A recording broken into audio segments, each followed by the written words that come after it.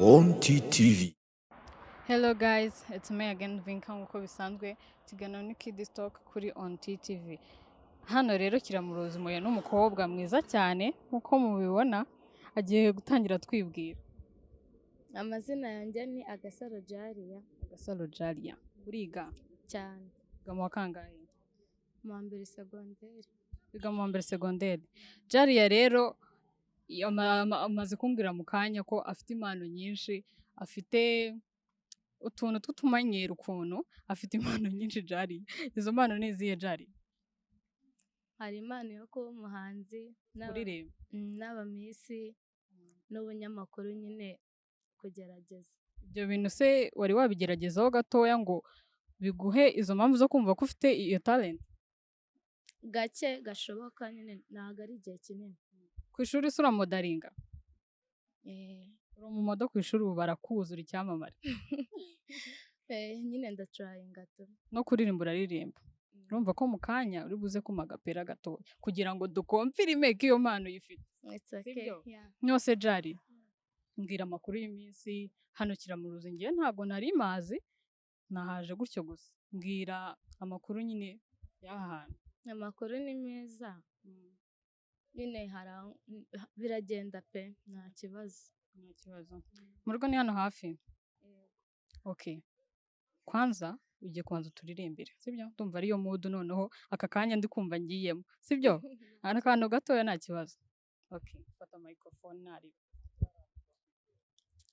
Every day and every night, every time and every moment, ni wowe mpora ntekereza, ni wowe uhora mu nzozi zanjye, uri indirimbo y'urukundo numvise ngusangamo, nta na rimwe ntekereza gukunda undi utari wowe.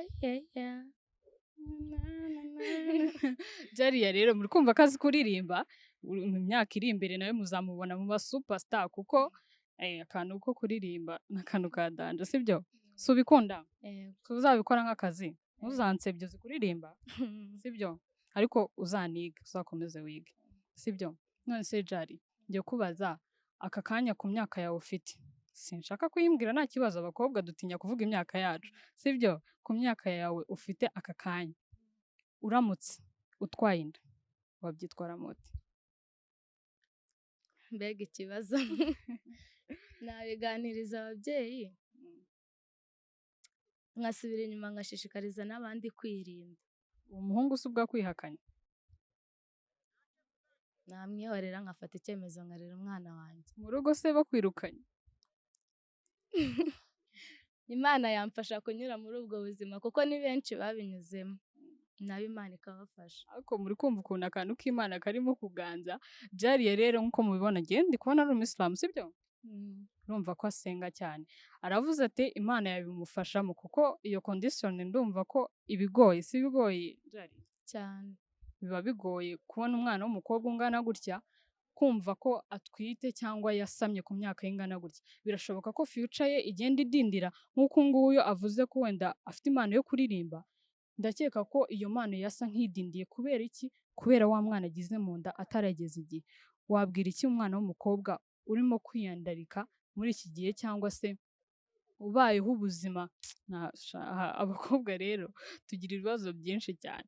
Nta bakobwa bakunda kwenjoyinga. Ujya ujya mu mapari? Wapi mu rugo ninjye mukobwa nyine ntago bamuruhuza. Bakwica.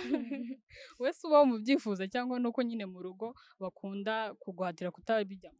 Ndabyifuza, nta muntu nyine wakanga kwenjoyinga n'abafrendi bita. Ubu wabona abafrendi bawe bajya mu mashow bakajya kwenjoyinga, wowe kwa kundi mu rugo bagukanira ukumva ugize ubwoba. Oya ariko nyine amashow ntago aba ari ngombwa ku bana b'abakobwa. Hari igihe biba ngombwa n'igihe bitaba ngombwa. Umwana w'umukobwa agomba kuguma mu rugo agafasha ababyeyi imirimo n'ibindi, atari ibyo ngibyo ngo arirwa aragenda agiye mu mashow amwe, ejo aragarutse agiye mu yandi. Fata time yo kuba mu rugo umenye n'ibyangiritse.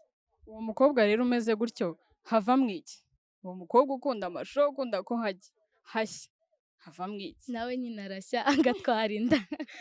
ariko jariya none urumva ko ashobora gushya nawe ubwe yibwira ko ashaka kuhatwika. Iyi muri iki gihe ijambo ryo gutwika risa nkaho nyine ryafashe indi ntera, buri muntu wese aba ashaka kwamamara, buri muntu wese aba ashaka kuba umuntu udasanzwe bamubone, abe nyine muri sosiyete we ari we utinyitse, ari we muntu ugaragara nyine nkaho arenze. Nk'uyu nguyu Jari ashobora mu minsi iri imbere ushobora no kwibagirwa ko twakoranye ikiganiro, niwamamara ntabwo uzanyibagirwa.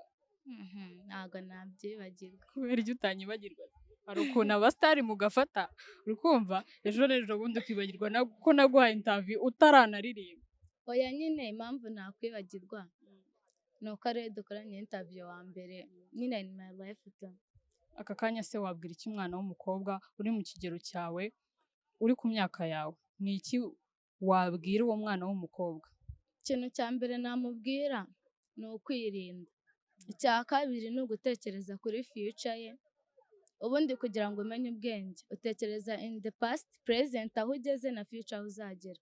Wowe nyine iyo ikintu cyaguhiseho urabanza ukakibuka ukamenya uko icyo kintu kimeze, present ukareba uko umeze, future ukamenya ko uzaba umeze bitewe n'ibihe waciyemo.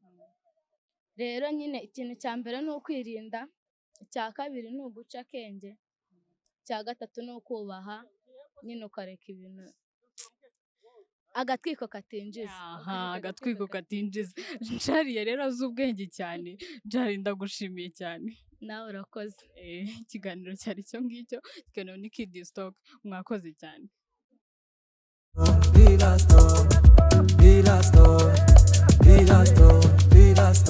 On TTV.